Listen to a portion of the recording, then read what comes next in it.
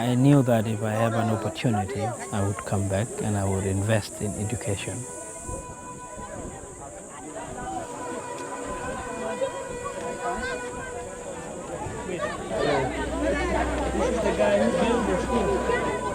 And you would see it every time I arrived at the airport, here or with the car, there's just people rushing into the car. And I keep always thinking, what am I going to do with these kids? How am I going to improve their life?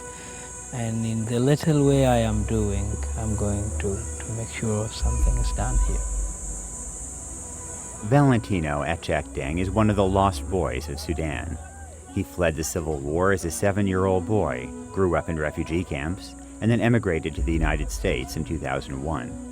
2 years later, he and author Dave Eggers teamed up to tell his story in the best-selling book, What is the What?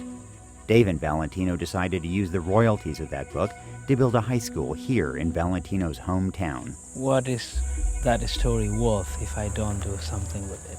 I'm Nicholas Kristof of the New York Times, and I visited schools all over the world. There's no magic bullet in fighting poverty, but I've come to believe that education is the single best way to improve people's lives.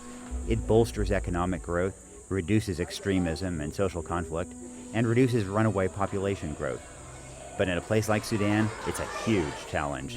We're happy that we have classes taking place. Yes. And like the father said yesterday, it's not the building that matters, it's someone taking a lesson.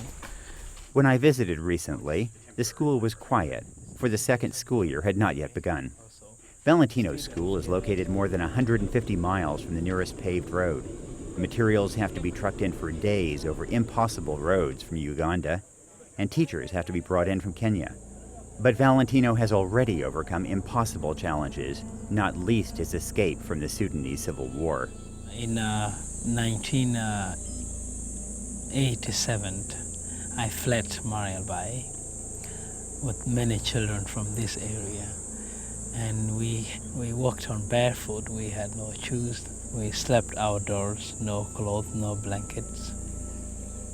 So many things happened on our way to Ethiopia.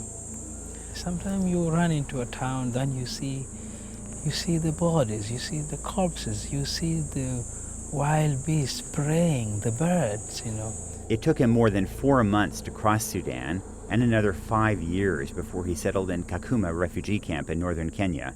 It was to be his home for 9 years. And it is in Kakuma where I learned that, we can build something like this. We can establish a school without pen, without pencil. You don't have to wait.